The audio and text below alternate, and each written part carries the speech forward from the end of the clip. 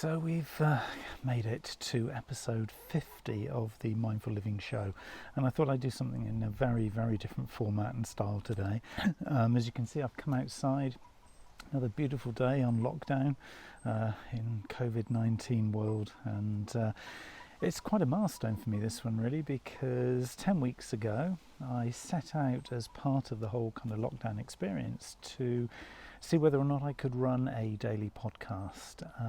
Daily podcast became a daily video, which then obviously spawned off into being a podcast, and the dawn of the Mindful Living Show began, and it's been quite a journey. 10 weeks, 50 episodes in, and I've loved every minute of it. I really have, and I thought I'd share, because this is obviously episode 50, I thought I'd do something very, very different, something a lot more relaxed, no guests today, just me talking about the whole experience of running a podcast, and I thought I'd keep it super informal, no smart shirt or anything like that, no fancy backdrop, just sitting in the garden with the Mac.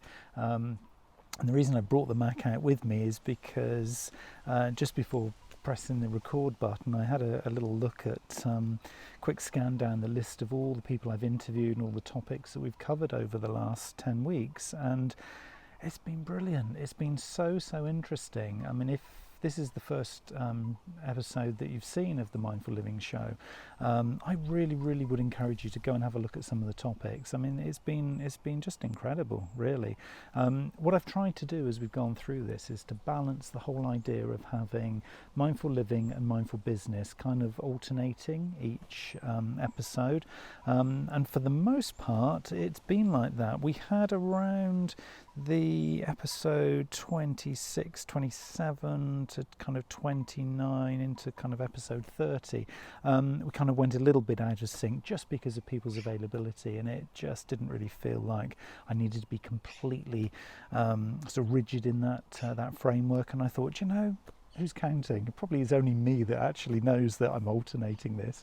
I doubt whether anybody else has really even noticed. So I thought, well, no, let's just go with the flow. Let's just see whoever's available at that time, we'll do the edits and we'll get this thing kind of rolling, and it's been really good. So for the most part it's been mindful business, mindful living, mindful business, mindful living.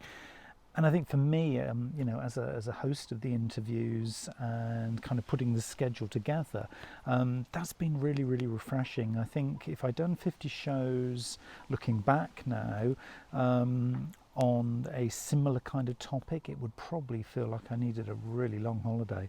Whereas actually, even though this is the end of the first series, having hit episode 50, I'm chomping at the bit to get going with series 2. So I don't think it's going to be too long before we kick series 2 off, but I am going to be taking a little bit of a break from this, just to kind of refresh and kind of scope out the next phase, if you like.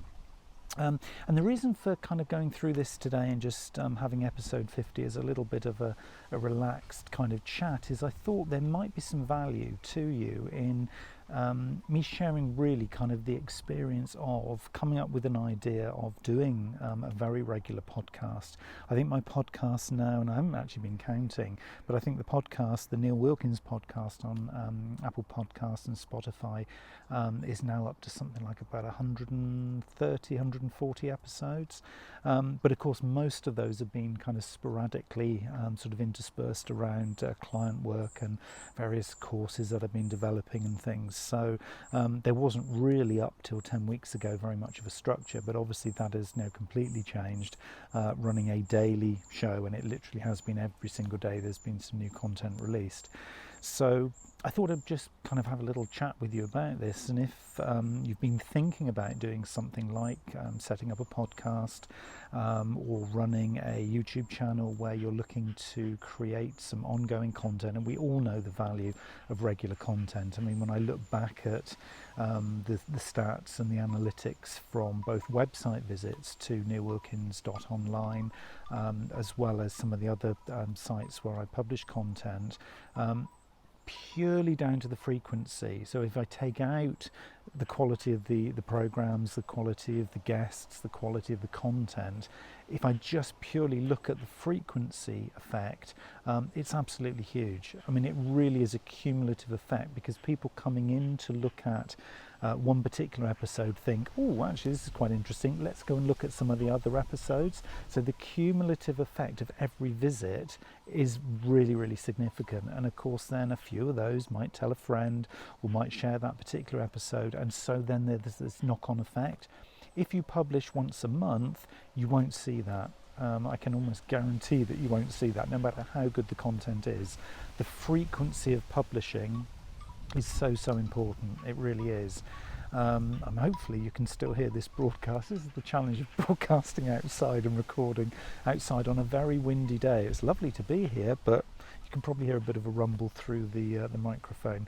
So there's another note. Think about the environment before you start recording your own shows. But I'm going to carry on regardless. This is episode 50. Hey, you know, who cares at this point?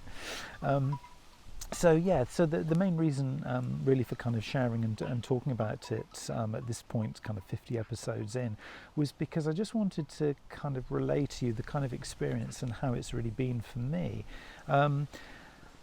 The first, as you probably wouldn't be too surprised, probably the first sort of 20 to 30 episodes, you're really feeling the momentum, you're feeling the energy and the excitement, and you're kind of really being fueled by just thinking, I'm producing something really different here, and it's really exciting. You get very quickly to the point where it doesn't matter how many viewers or how many people are commenting or how many likes you get on the content. You get into this kind of momentum where actually it's the production of the content, the enjoyment of having the conversations with the guests, the idea of scheduling some content and then really seeing it come out, and you know, people then sort of commenting and sending you emails and sending you messages and little kind of WhatsApp comments where they say, oh no, I saw your show about whatever the subject was, and yeah, I really enjoyed it. That's what this is all about. I mean, if you go chasing the numbers, it's very, very tiring. I know, I've tried it. I've done it on behalf of clients. I've done it on behalf of myself, and it's really wearing. When you enter something like this and commit to yourself that you're going to do a regular podcast or a regular show or some regular YouTube content, and I think the magpies who are just in the tree above me here are kind of either agreeing or trying to disrupt this. They're kind of video bombing this particular episode, but anyway, I'll crack on regardless. You find that if you go chasing those viewer numbers, those kind of, you might term them sort of vanity metrics, it's a really, really hard thing. It grinds you down, particularly when maybe 2 or 3 episodes it's a little bit quieter because maybe it's the particular week that you're publishing, or maybe it's the time of day that you put the promotions out for a particular episode, and then it doesn't kind of get the traction, and you think only a few people watched, and you know, it didn't really get sort of much engagement, and it kind of it wears you down. So my first recommendation is very much chase the enjoyment of doing the broadcasting, chase the enjoyment of doing the recording. Set yourself up with some kit that doesn't have to be super expensive. You don't have to have a huge design, you know, sort of beautifully designed studio. Anywhere that's just pretty quiet and that's just a nicely lit environment is plenty enough. You can build on that. You know, I've not looked in this particular series at doing anything fancy or anything special in terms of backdrop. I've been using Zoom, as you probably have figured out, for doing most of the interviews, because obviously everybody's social distancing, so there's been this natural need to keep it very simple. And of course all of the guests have had, you know, very, very different environments. Some of them have been using, you know, literally a bedroom to broadcast from on their side.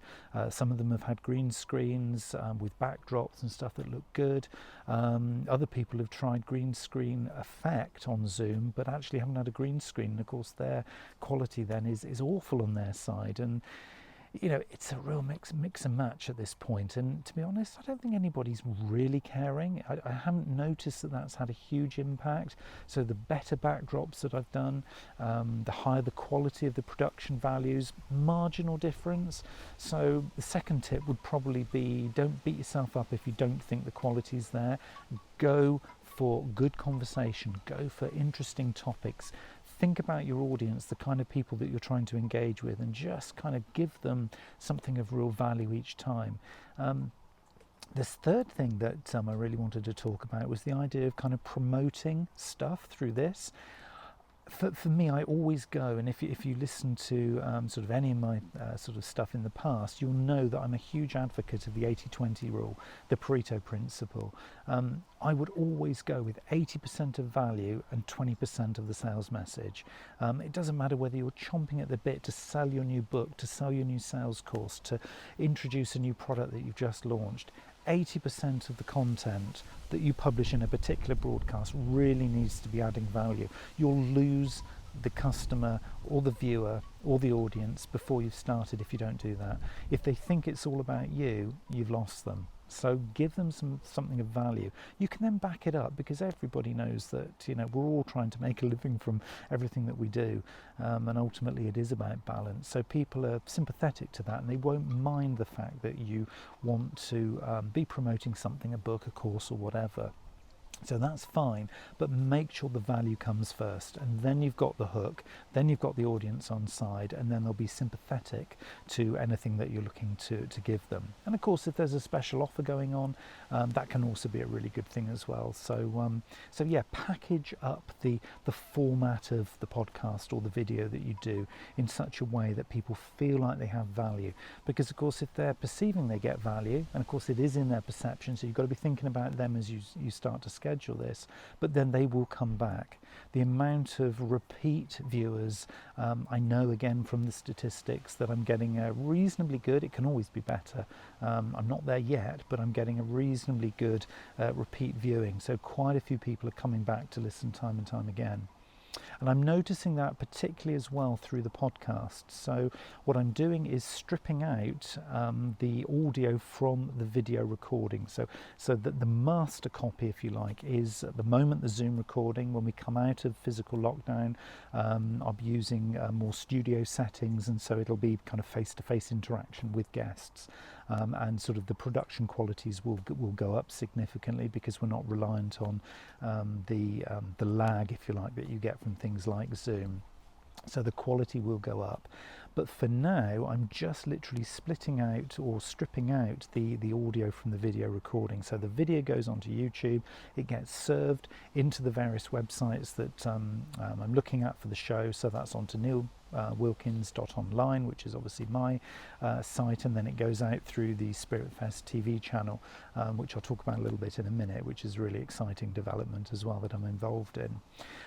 But for me, the really interesting thing in terms of growth has been through the audio channel that I've been splitting out from each of the videos. So I start with the video, but then I strip out the audio. So I do the from say the QuickTime player, I'll set up the QuickTime player, and then I'll do file export as audio only, and of course that gives me then a similar sort of quality copy of just the audio file, and that's a really helpful thing, because that then becomes the start of the edit for the podcast.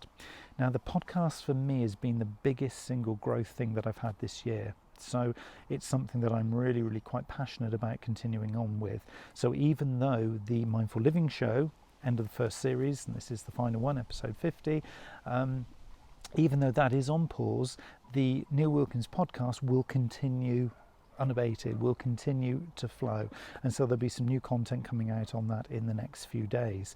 The reason I'm keeping that going is I've seen a significant growth in the podcast traffic. A lot of people are multitasking, and I've listened and I've asked a lot of people, a whole host of people in different industries, in different roles, in different walks of life, and they're all using podcasts, from my research, in a multitasking way. So when they're doing the housework, they're driving the car, they may be out on their run or out on their bike, they're listening to podcasts, and this is a huge growth area. So that's another thing I would certainly recommend, is that whenever you're recording any kind of audio content at all, or if you're having conversations and you think, we should be recording this because it's really good, is think about whether or not that might form a podcast. I'm streaming the podcasts via predominantly through Apple Podcasts, but also Spotify is the number 2 channel out there. Obviously there's a lot of others available, some more specialist podcast channels, but those for me are the big 2, and I'm serving them all through Anchor. So Anchor, ANCHOR.FM. and that is where the Neil Wilkins podcast is currently hosted. I've been using FeedBurner, which was taken over by Google for quite some years in terms of the early setup of my podcast, and that still functions, that still works, but it doesn't really have an interface that gives you a huge amount of control, whereas Anchor allows you to create shows, so you can put an intro audio to it. So if you have a nice little kind of music intro or some kind of soundbite there, or you want to maybe put a special offer or an announcement at the start of it, it's very easy. Click and drag into the actual show, and then you put the audio file that you've just saved out of QuickTime, and then maybe a little outro as well, and literally just click save episode, and you've got yourself then a podcast, and that gets served by Anchor out to all of the key podcast channels. So it's very, very quick and simple. So once you've got the video file, which obviously goes on to places like YouTube, as we've mentioned, don't forget that audio file, because that audio file could be a very, very interesting new channel for you, and it might open up a new audience. It might give you some really interesting feedback and some engagement that you wouldn't otherwise be getting. So I'd certainly recommend that you do that. The next little tip really is to think about where you're serving the content to. So if you've saved it onto YouTube, and I always think that, YouTube, because of the bandwidth capabilities, the speed of processing, the tagging, and the breadth potential of the audience with the SEO benefits of using YouTube, I always think that's a great place to be serving your videos from. Again, other services are available, but I always think that's a really, really positive one.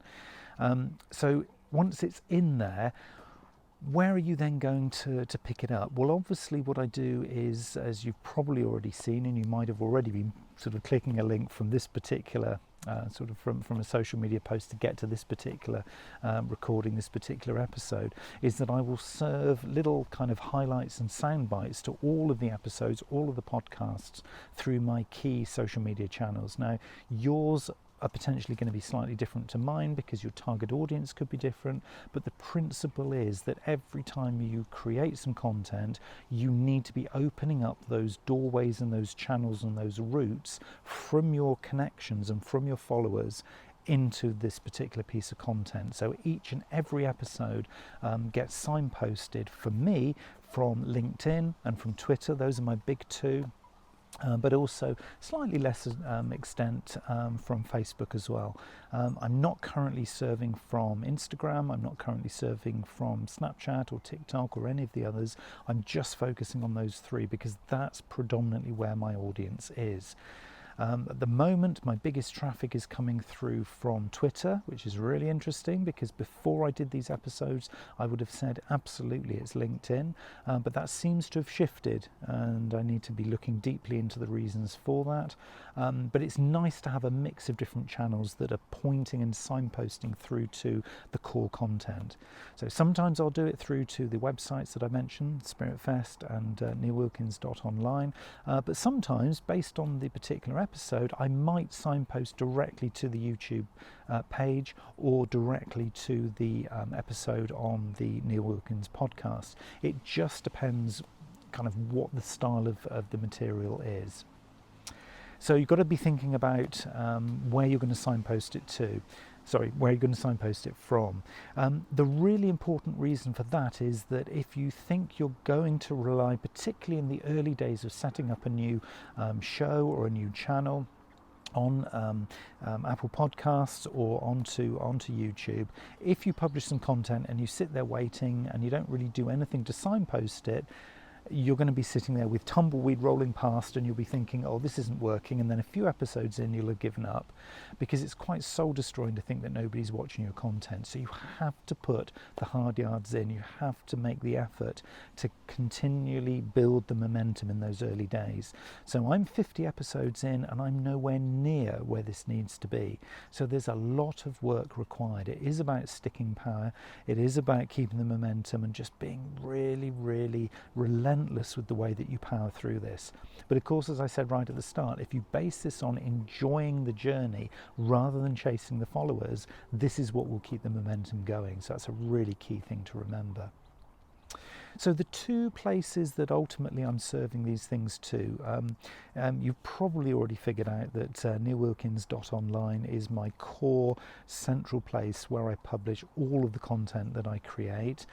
So that is my kind of personal hub, if you like. So I've got Viper Marketing as my marketing business. I have the Mindful Collective, which is the new a not-for-profit organisation that I've created with some colleagues, and that's serving businesses who are looking to become more ethical and sustainable. So if content for the Mindful Business Show is relevant, I'm also publishing it to there as well. The third place where things are going is into the Spiritfest TV channel. Now this for me is a really interesting one, because the Spiritfest TV, which is part of the Spiritfest UK brand, is a new online TV channel. It has a variety of different shows that are being set up and piloted at the moment. So I'm obviously, as you know, 50 episodes into the Mindful Living Show, which gets served out through Spiritfest TV. This will be going live at the Spiritfest summer gathering, which will be held at the beginning of August. It'll either be on the land, if we're allowed to hold a festival around that sort of time, and we're still kind of holding out and waiting to find out if that's possible.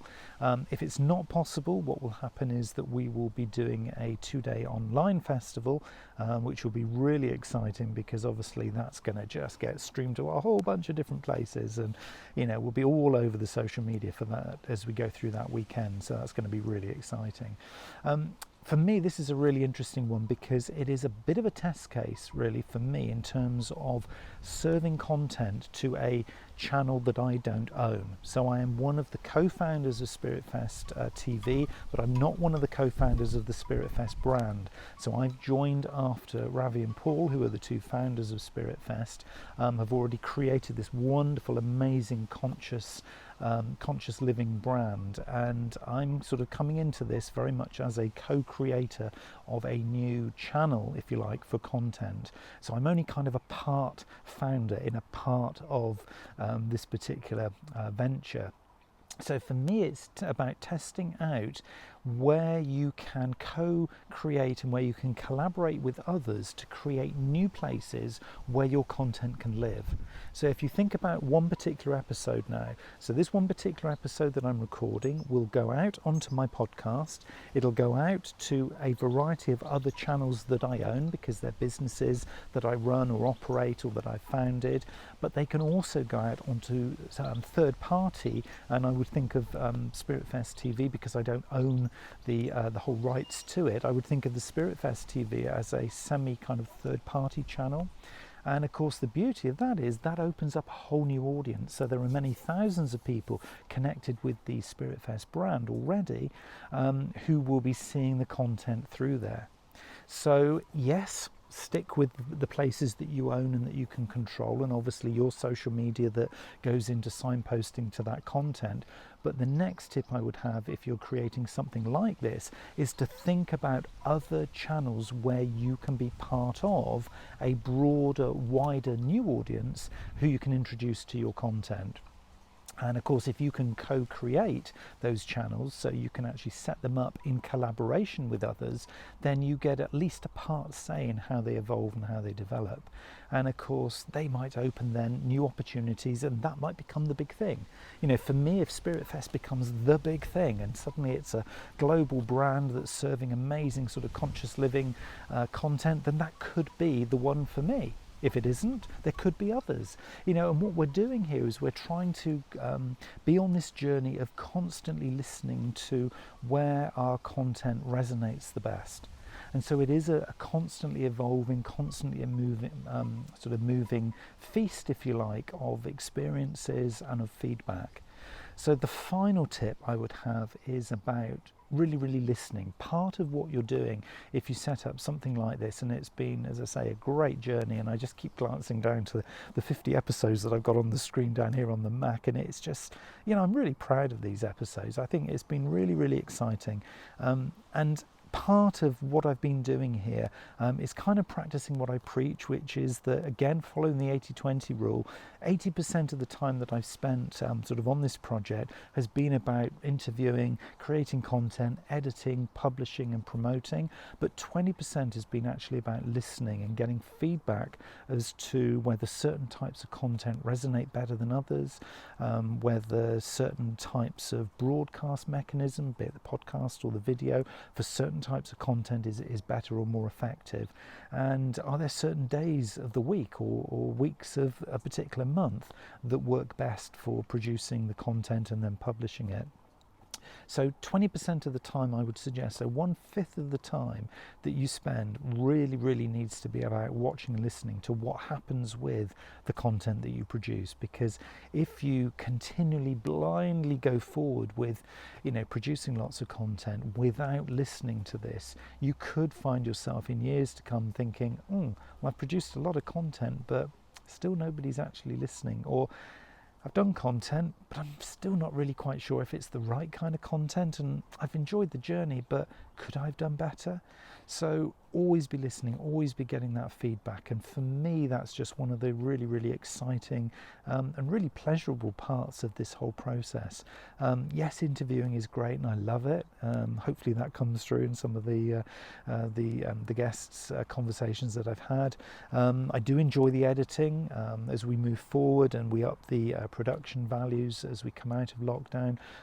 Yes, I'll be using an editor and a producer to create the content and actually then be publishing it, so it won't just be me doing the whole thing, and so backgrounds and studio sets and things will all be increasing as we go forward, but it is about the listening. It's about a two-way conversation, and I think the final thing that I've got to keep reminding myself, and I would really encourage you to do as well, is to listen to the feedback and really listen.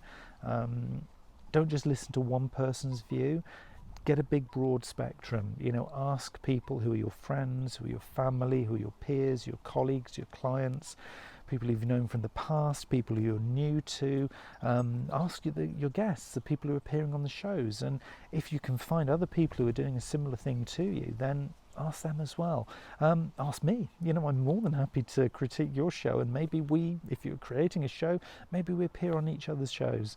If you've got something that you think would resonate for both of our audiences, then let's talk. More than happy to collaborate. This is a great industry to be in. It's an emerging industry. We're kind of little micro influencers in our own little worlds. We're not necessarily going to be the Kanye Wests and Kim Kardashians of the world, and I think the world doesn't necessarily need anybody else at that kind of sort of mega famous sort of level. What we're talking about here is being micro influencers at a local level.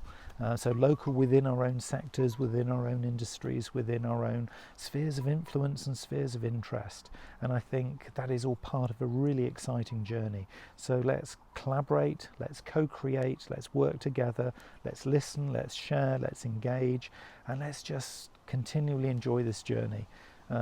This is now the end of episode 50. Hopefully you found it interesting, my little background to the journey I've had over the last 10 weeks of creating the Mindful Living Show. It's the end of the first series. Feels really quite emotional, to be honest, the end of the first series, wow. But I'm really excited to get into series 2, and that will be coming soon. I haven't announced when that's going to be, but it will be coming very soon, you can rest assured of that. So thank you very much for watching this one, and thank you so much for watching any of the previous episodes if you have been watching them. If you haven't, do, because they are good. There's some really great interview guests that I've been sort of part of conversations with. So yeah, I hope you've really enjoyed it. I have, and I look forward to seeing you on the shows in the near future. Thanks for listening, thanks for watching, and I'll see you again very soon.